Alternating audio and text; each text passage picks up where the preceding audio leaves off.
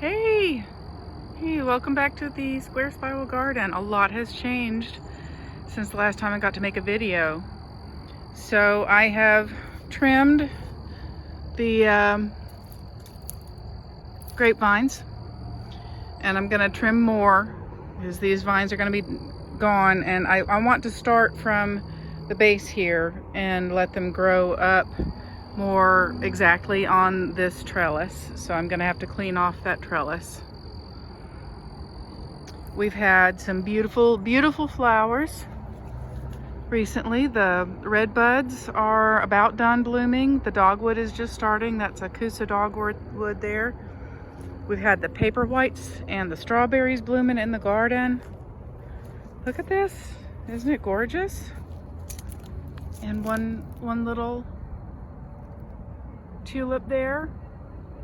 The daylilies are coming up. The artemisia is starting to leaf out, and I did finally prune this apple tree, and the apple trees are just starting to bud.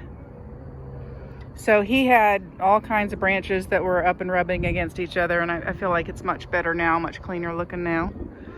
The mustard greens are bolting, so we're done with them for the season. I did harvest a lot of the cilantro. It still has not bolted, but I'm watching it. We harvested a bunch, but I don't think we'll manage to use all of it. The strawberries and the violets are blooming. Violet.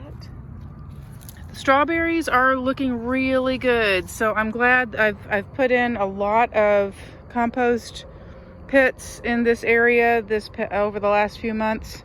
Yeah, the sticks are all falling down off of the thing. Need to tie them back up. So I'm really encouraged by that they're looking really big and full of flowers. So we should hopefully, fingers crossed, get a really good strawberry harvest again this year.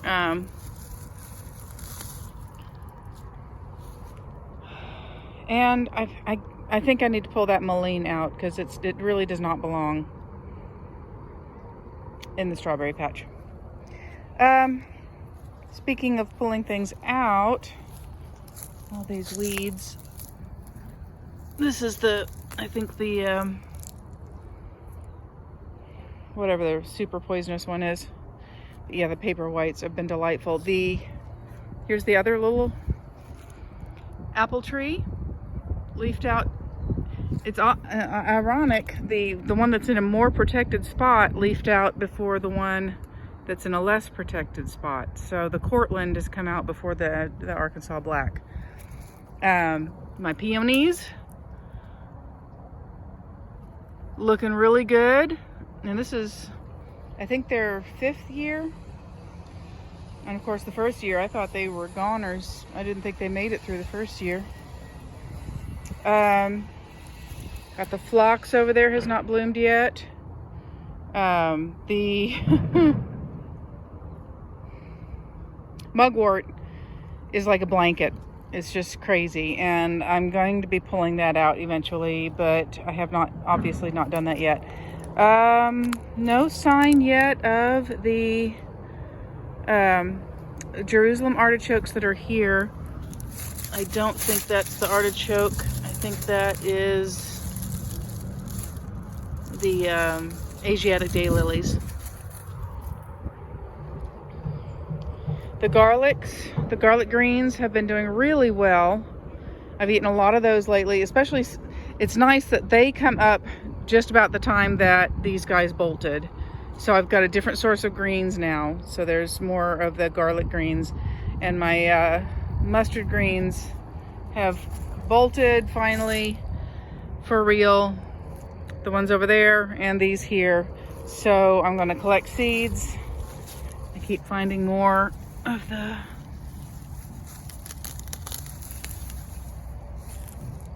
what is this called? False geranium.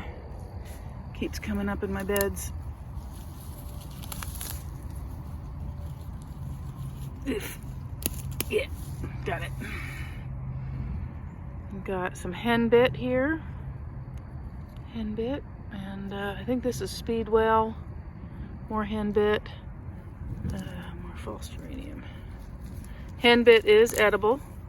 I always remember henbit, it looks like it has little bird baths. So hens are birds. That's how I remember it.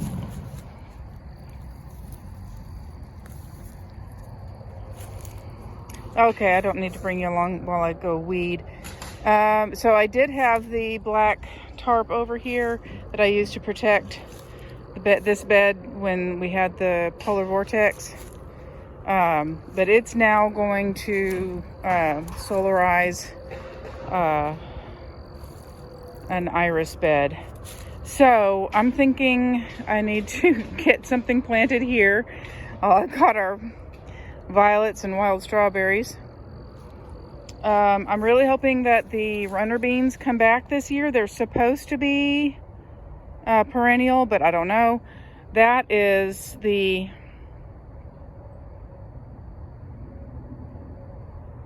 I always want to call it Solidago because that's its Latin name, but it's oh, come on, help me out now. Like I could hear you yell. You're probably yelling at your screen. It's the goldenrod.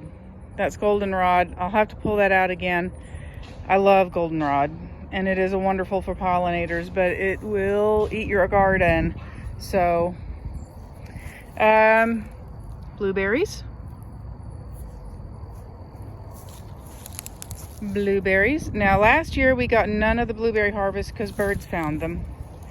So it was our first year losing the blueberry harvest. So this year I will be putting screens. I have a screen cloth to put over them. And the Niagara grapes are budding out.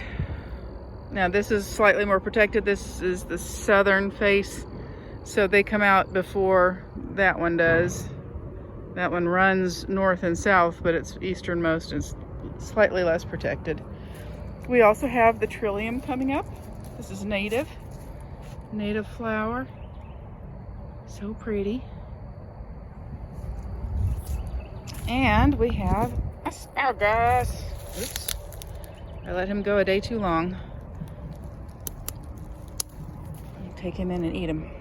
We had an asparagus over here that died. I guess there was a little bit of a frost and he was like, nope, not gonna make it. But I am definitely harvesting these guys. Waited long enough. Now we do have asparagus over here as well, but none of them have come up yet, and they're in this will be their third year, so we might see some real growth this year all along here. But also we've got the more of the Solidago, more of this goldenrod, which I'll probably need to thin out if nothing else. I mean, you can see last year's goldenrod. It's such a wonderful thing for pollinators. And then we have a kitten. Now our kitten has been spayed, so there will not be more kittens. You're a good baby. Oh, you good baby. Yeah. Oh yeah. There's the coffee composter. It's getting close to full. If you don't like to see compost, close your eyes. So it's mostly leaves and coffee and some grapefruit peels. This is meant to be rolled around, tumbled around, so I need to do that and get it good and mixed up. One thing that surprised me is the fact that my shadberries, my service berries, they survived. I thought that the rust killed them last year, but they've come back, both of them. So I need to spray them the same as I do my apples. Here's our hazelnuts, looking really good this year. There's the kitten again. And here's our elderberry. Elderberry doing good. Oh, he's one of the first ones to start leafing out. So he's ahead of everybody else. And another hazelnut, and our mulberry.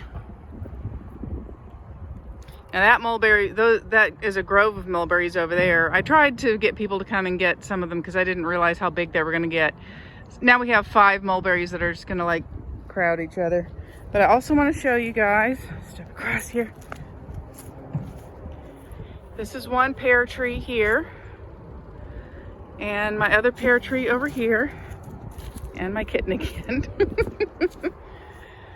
This bed is a mess, but I'm slowly working on taming it. Got a lot of grass that grows here, but there's also Mama Dory had planted daylilies. I have planted beauty berries there and there. This gets taken over by grapevines every year. I'm gonna try to stay on it better this year.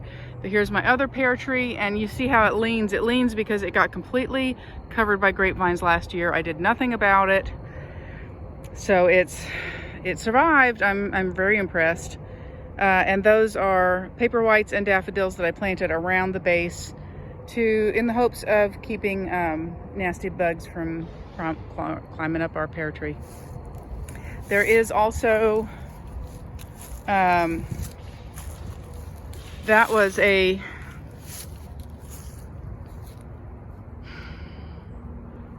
Chinese princess tree. Very weak wood. It's the only thing softer than it, I think, is balsa. Very weak and lightweight, so it has pretty flowers on it, but it's not native. It's very invasive, and when my husband wanted to take it down, I said yes please. But it throws babies everywhere. It's a free cedar, so I have to keep cutting it down. Luckily, because the wood is so soft, it's very easy to cut down, but I've got those everywhere. All right, so there's the garden update. There's the garden from the side you don't usually see it. I'm very excited about this year. I got lots of seed packets. I'll have to do a talk about what seed packets I bought. To me, this is just the most beautiful thing, but if I look at it objectively, it just looks like a mess. All right, y'all. Be well. There's a good kitty. Kitty, kitty, kitty. Mariposa. Mariposa. Pose, pose, pose. Pose, pose, pose, kitty. You're a good baby. You're a good baby. You like asparagus? Hmm? Hmm?